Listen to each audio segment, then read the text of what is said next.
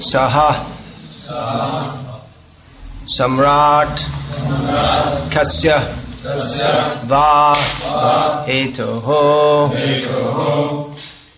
Pandunam Mana Vardhanaha Praya Upavishtaha Gangayam Anadritya Adhirat Shriyam. Translation: He was a great emperor. This is referring to Parikshit Maharaj. He was a great emperor and possessed all the opulences of his acquired kingdom. He was so exalted that he was increasing the prestige of the Pandu dynasty. Why did he give up everything to sit down on the bank of the Ganges and fast until death? Purport: Maharaj Parikshit was the emperor of the world and all the seas and oceans, and he did not have to take the trouble to acquire such a kingdom by his own effort. He inherited it from his grandfathers Maharaj Yudhishthira and brothers. Besides that, he was doing well in the administration and was worthy of the good names of his forefathers. Consequently, there was nothing undesirable in his opulence and administration. Then, why should he give up all these favorable circumstances and sit down on the bank of the Ganges fasting till death? This is astonishing, and therefore all were eager to know the cause. This is astonishing, and therefore all were eager to know the cause. That is the last sentence in this purport. All refers to Shonaka Rishi and his attendant 60,000 rishis. 60,000, I presume that's approximate, they didn't count one by one. And there's Shonaka Rishi and 59,999, approximately 60,000. Just like you see there are so many 1,000-pillared temples in South India. Have you seen? In South India, 1,000-pillared temples. Most of them have less than 1,000 pillars. It would be 700, 800, something like that. In Rameshwaram, it's more than 1,000, and still they call it 1,000 pillars. So, all were eager. What were they eager to know? Many people are eager to know many things. People may be eager to read the newspaper and try to understand who is likely to be the next President of the United States. This will fill up the news until sometime in November probably. We're all eager to learn about various factors and facets of this material world. Parikshit Maharaj was the most important person in the world at the time. This was shortly before Shonakadi Rishi were inquiring from Sutta Goswami. So it was recent history at the time. Now, just to hypothesize, and this is a big hypothesis, if George Bush or Bill Clinton, no, wait a minute, what's that? Bill Gates, sorry. Or Bill Clinton also, were to suddenly go to the bank of the Mississippi or whatever and sit and fast until death, people want to know why. Because you don't expect George Bush to do that, or Bill Clinton, or Bill Gates, because they've got everything going for them. Of course, George Bush is on the way out, but he'll still be a big figure in the world even after he passes out of the office, until he passes out of the body. Then he'll become anyway, I won't say that, I might get into trouble. Might drop a bomb on me or something. So, you see if some, tuppence halfpenny person, that's an old English saying, it means a completely insignificant person, decides to renounce his home, then who cares? There are so many sadhus in India. And, it seems that many of them become sadhus because, it's an easier way to make a living. No, not so much headache as having to maintain a family. So they become renounced and they wander from holy place to holy place. And pious people, no doubt, they have some religious tendency. But it's understood that their religious tendency or their renunciation is much enhanced by the fact that it's better for them to be a renunciate than a responsible householder. It's an easier way of life. It's an easy way out for them.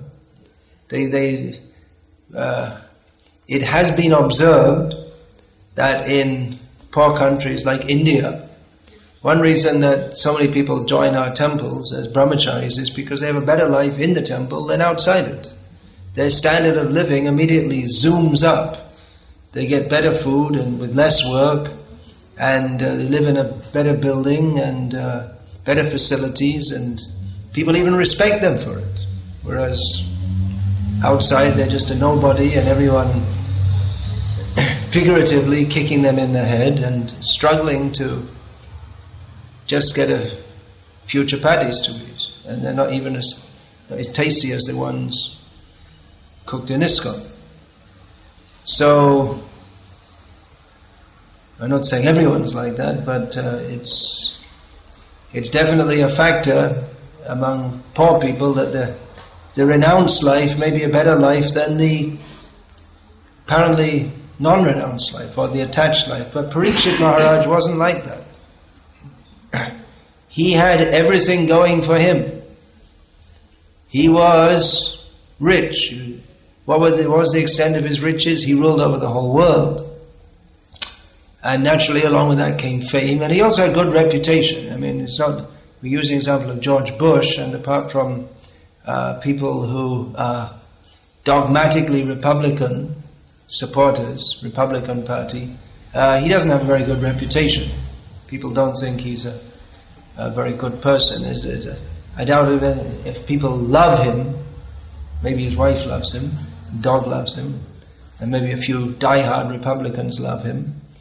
But actually the kings of former times, they were loved by their citizens. They were considered the protectors. There was a great reciprocation between the citizens and the king. And even in Thailand up to the present time, even though the present king has no explicit political power, nor does he have, anyway. But still he's very much loved by his people, the feeling that he's our king and we like being Thais and we love him. So he was loved. He had his wife and family. His wife's name was Iravati, I think it was. Can't remember. I think it was Iravati. You don't hear much about her. She was probably a quiet and submissive lady. So he was powerful, respected, rich, and no doubt good-looking, as Srila Prabhupada comments in one place. The Kshatriyas, both men and women, usually have very good bodily features, good-looking, more than the Brahmins, probably, in general. Physical strength, reputation, just by being born in the family of the Pandavas. He had a tremendous reputation. And his reputation was such that Pandunam Manavardhanaha, he had increased the prestige of the Pandavas, which is a very difficult thing to do, considering that the Pandavas, they're famous even up to the present day, at least in India. The word Pandava, among most Hindus at least. Well, in the modern generation, they know the names of cricket players more, but Pandava it's still among pious Hindus, those who take some interest in their culture. The word Pandava, even up to today, is well known. Why are they well known? Well, they are the principal characters in the Mahabharata. And they are the principal characters in the Mahabharata because of their ideal character. They all represent facets of ideal character. Just like a common term also among Hindus is Ram Raja.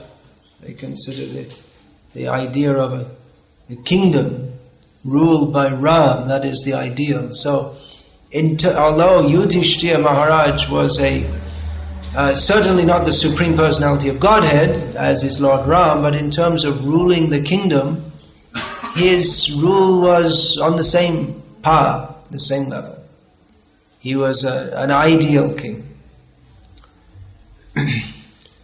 And Parikshit Maharaj was such a great person that he increased the prestige and reputation of the Pandavas, of the dynasty. The Pandavas appeared in. He didn't just maintain, but he increased. Such was his status. But he left it all. Why? Why would anyone leave such a situation? This is the question of Shonaka Rishi. And the answer will be given in the upcoming narration. Why did he do that? Actually, there's a gap, isn't there? It's not answered immediately. You have to get round to towards the end of the canto to find out the answer. But what is the answer? Because Parikshit Maharaj was self-realized. And he understood that all these material facilities are of no actual value, and that there is something far more valuable, which is to search out Krishna, to find Krishna. So he was living according to the prescription of the verse which was the subject of my lecture last night. Labdha sudurlabamidam bahusambhavanti manusham arthadam anityam apihadhira turnam yate janapatedhanamrityayava nishriyasaya vishaya khalu sarvata syat. That we have obtained this human form of life after many, many births. It's temporary, it's not going to last long. So Parikshit Maharaj may have considered that, well, even if I don't give it up now, I'm going to have to give it up anyway, very soon. So before the body falls down, one should perform those activities by which one will not have to take birth again. And if we think, well, I can enjoy sense gratification, that's more important, then we are reminded that we have enjoyed sense gratification in many species of life prior to this, and we can continue doing so in future lives if we don't take this opportunity of human life. So we see that most people are reluctant to give up even a very petty level of sense gratification. Parikshit Maharaj had a level of sense gratification which is not even imaginable by anyone in the world today. Even Bill Gates, who's got so much money, he can't imagine having the same level of sense gratification. And another factor is that people, even up until recently, what to speak of at that time, they had very healthy bodies. Whereas in the modern age, pretty much no one has a very healthy body. Even if you see someone who looks like they're healthy, like an Olympic athlete, it doesn't take long before they get all kinds of aches and pains and AIDS and cancer. It doesn't last, their so-called healthy body. But Parikshit Maharaj was very healthy, very strong. Kshatriyas, they were strong, physically strong. So there's another advantage. But he considered that more important to find out Krishna. He said that that's not very important. Let's hear from Shukadeva Goswami. Let me find out the solution to the miseries of material life. He was enlightened enough to realize that all these advantages, they're actually the cause of misery. As Lord Krishna states in Bhagavad Gita. What's that verse?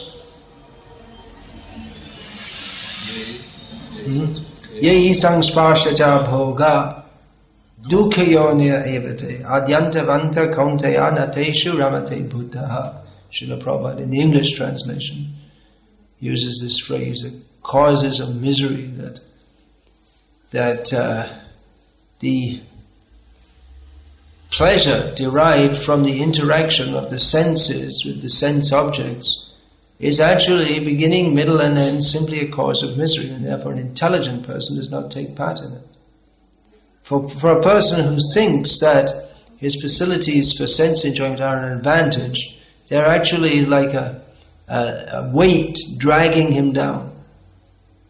He thinks it's an advantage, but it's actually a disadvantage, because it prevents us from inquiring into the actual purpose of life. We take this little pleasure, the little pleasure of sense gratification, as being my life's goal.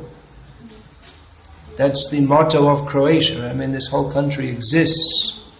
Its economy runs, or the main bulwark of its economy is providing facilities for sense gratification. I mean, it's, the sun and the sand, which are considered so much relishable by people in countries like Sweden and Germany, where they don't get much sun, and I guess the sand, I guess not. Anyway, who wants to go to the Baltic Sea when you can come to the Adriatic Sea? It's more relishable for sense gratification.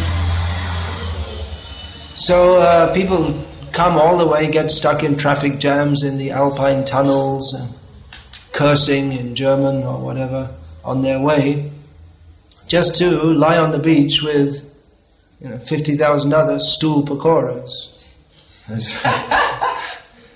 In the words of Sahodra Maharaj, who's very expert at analyzing the condition of the material world.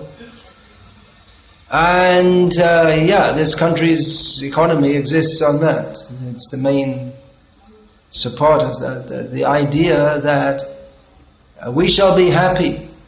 I will be happier lying on the beach in Croatia than I will be sitting in my little industrial town in Germany, lying on the lawn in my apartment block. It's better to come to Croatia. But it's a cause of distress, beginning, middle and end. The little happiness you might get from having the sun shine on your body is soon counteracted by having sunburn. And maybe even skin cancer, it's also possible.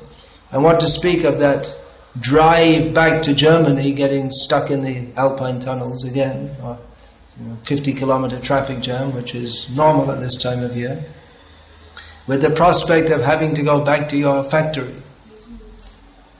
So, this is a very miserable kind of life, which people think is relishable.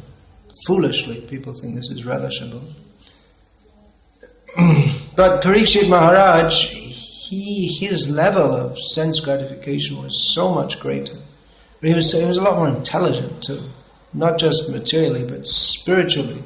Had the discrimination to understand that there is happiness far beyond the happiness of driving from Germany to Croatia and back, far beyond that of having mystic powers like astral travel. Last night the young lady was asking about astral travel. Far beyond that of being the ruler of the whole world, undisputed ruler of the world, and having a good reputation, even having a good reputation, that is considered something worth having. I shall live on even after I die. They will make a statue of me. They will write, someone will write a biography about me. These are the desires of persons who desire to be well known even after they've died. But there is something, the point here is that there's something far more valuable than any of these things. And that is to re-establish our eternal relationship with Krishna.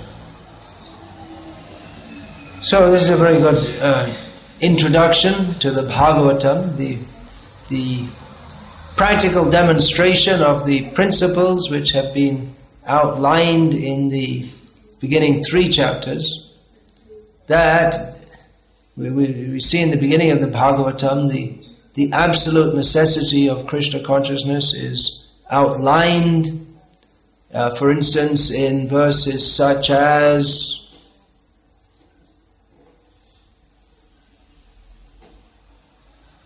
Shrama eva hi kevalam. That's a good example, isn't it? What's the beginning of that verse? That's another. Shrama eva hi kevalam. Yes, that even if one is very dharmic, even if one follows, even if one's a very pious person, if one doesn't gain a taste for hearing about Krishna, then it's simply a waste of time. So this what may be considered a sweeping statement. You know what a sweeping statement? You know what a sweeping is like? It means just like brush everything out of the sand. Everything is useless. Big kingdom, useless. Lying on the beach, useless. Astral travel, useless. Having your dog win the dog show, useless. Passing the most fragrant stool in the whole of Croatia. Oh, did they start a competition yet? The fragrant stool passing competition. They have so many kinds of competition. They have Special Olympics for people who, they can't run, but they can roll their wheelchair faster than someone else. And so everything is just swept out of the way. Sweeping statement. It seems like it seems to be something like, believe in Jesus, sinners, or burn in hell forever. So it may seem like that, such a statement. But then the whole Bhagavatam supports this philosophically and gives examples. Parikshit Maharaj isn't the only example. Bharat Maharaj is another example of a king of the whole world who just left it all. Rishabh, his father, did the same. Dhruv Maharaj is a different example who comes to the same conclusion, that he did want a great kingdom, but then when he got it, he thought, it's useless. I should have just been Krishna conscious from the beginning. So Bhagavatam introduces us to our relationship with Krishna, which is available to everyone. It's not just for Parikshit Maharaj or Dhruv Maharaj, but it's available for everyone. And the examples are given of great kings like Parikshit Maharaj, because they had so much material happiness, and still they left it, so that they could become Krishna conscious. Then what to speak of us? We have a little petty sense gratification. We may have a little petty sense gratification where you think, well, it's not much, so I might as well try to become Krishna conscious. But if I got a lot more sense gratification, then it might be worth trying it out. See, I can be a religious and a sadhu because I don't have much choice. There's not much else going on for me in this life anyway. Just like someone said to me earlier, a few months ago, that they're trying to get a job. So I said, well, what if you don't get a job? Then I'll join the temple. It's like, it's like a second best alternative. It's like, I'll try and be a material success. If it doesn't work out, well, I can always join the temple. So the examples of Parikshit Maharaj are valuable because Parikshit Maharaj, he didn't have any better position to aspire for. Parikshit Maharaj, when he lies down to go to sleep at night, he's not going to daydream about, well, if I was the king of the world, because he is the king of the world. He's not going to daydream about something that I could obtain, because he already had everything. And such a person found it insignificant. So this is the important lesson to be understood here. Is there any question about this?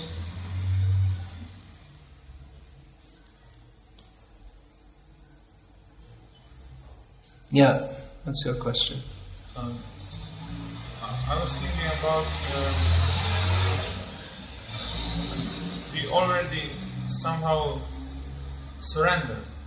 We surrendered. Some, on one level. On one level we surrendered. All right. So, how is possible that this is the Tengalai Vadigalai question. You surrender once, or you have to go on surrendering? How is this dynamic? Well, the well-known word, again this word used to be well-known in India, but it's largely forgotten now, along with most of the rest of the culture. The well-known word is Sharanagati.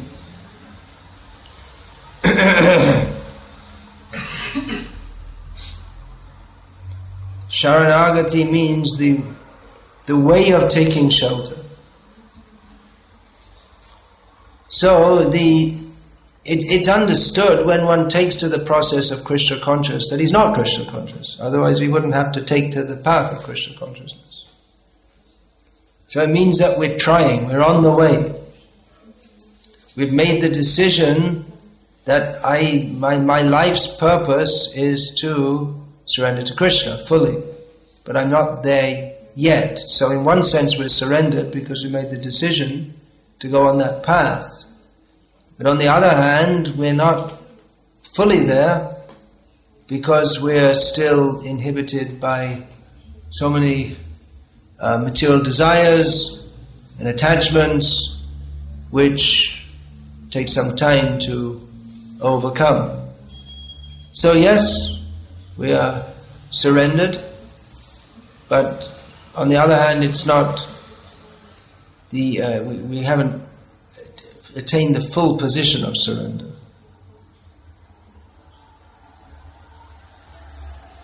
So we're in the sadhana dasha, this situation of active engagement in Krishna consciousness, with the aim of coming to the platform of pure Krishna consciousness.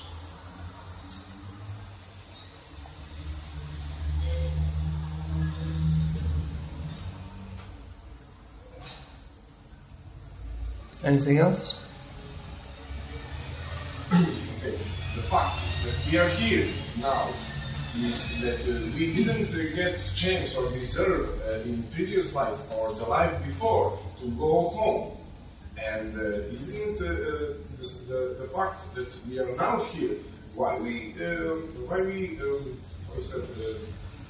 talk with sarcasm to other people who trying who didn't get the chance to come in Krishna consciousness. For example, the people who trying in wheelchair to be in competition, because for me, I think that is better the guy who, I don't know, he get car accident and he is now in a wheelchair, to better to somehow on a spiritual level to be in competition that in, I don't know, put a needle in the hand and die with the drugs, or to be miserable all his life. Why we can't... Why criticize others? As we ourselves are in a lamentable position, that we are not Krishna conscious. And why criticize others? For instance, why criticize the wheelchair inhabitant for racing in his wheelchair? What did you say? He's spiritually racing his wheelchair? You said something like that? in one way, somebody who didn't give up on his life. He didn't give up his life. He could have committed suicide. That's true of everyone. Somehow, because he's going on. He has some spirit to make a mark for himself in the world. Yeah, well, the point is, it's all useless. That's the whole point of the whole class. Is that every endeavor in this world, it all ends in begins and ends. Everything is miserable. So the attempt to make our situation laudable when it is lamentable is even more lamentable. And the example of the Special Olympics is particularly to the point because the position of someone in a wheelchair is obviously it's handicapped. That's what they call it. It's already the chances of material enjoyment are to a large extent quashed, or then they're not. Someone who has a healthy body, they have an opportunity for material enjoyment. Someone who has a crippled body, his opportunity for material enjoyment is severely handicapped. That's why they used to call them handicapped. They used to call them, first of all they called them spastics, and then they called them physically handicapped, and now they're physically challenged. And when that becomes a pejorative term, you know what that means, like a bad word? Then they'll invent some other term. Just like there were Negroes, and then they became Black Americans, now they're Afro-Americans. They keep on changing the term, because the idea is that you shouldn't call them anything bad, but then the new term that you use, that becomes a bad term, because it's not the word you use, it's the implication or the attitude that goes with it. So this example is particularly fitting because you can see, just like if someone has a healthy body, then it might seem appropriate for them to try to get sense gratification. But for someone who his sense gratification is curtailed almost completely, to still try to show himself, I'm better than the other crippled people, I'm the best of the crippled, it's particularly bizarre, and therefore serves as a good example of the uselessness of the endeavor to enjoy sense gratification by anybody. So that's the reason. It's for philosophical purposes. We don't hate crippled people, but we don't mind to point out so that our understanding of our position may be enhanced. We don't mind to point out the crippled mentality of people within this material world, so that we ourselves can be free from it, and we can point out. Otherwise, how are we going to point? If we just say to people, they come and say, well, actually, everything you're doing is wonderful, they'll feel nice, but they won't get any benefit, because what they're doing is not wonderful. That's what we're preaching. That is the fact. We may say, you're wonderful, everything is nice, you're such a great person, they'll feel, okay, great, I like it. But that doesn't free them from birth and death. If we point out that all your endeavors are useless, you may be a big shot in this material world, you may be an Olympic champion, or you may be a tennis star. That you were telling me, the people in India, they know Croatia now because of some tennis star. They heard the name, and because the football team. So now they've heard of Croatia.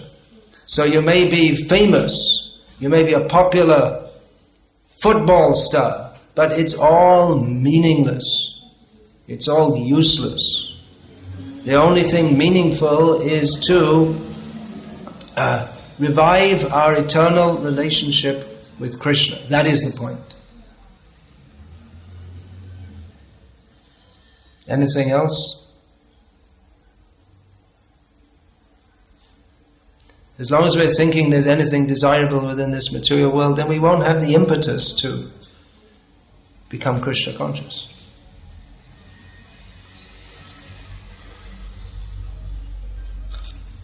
Alright, Hare Krishna. Srimad Bhagavatam ki jai. His Divine Grace Srila Prabhupada ki jai. Hare Krishna.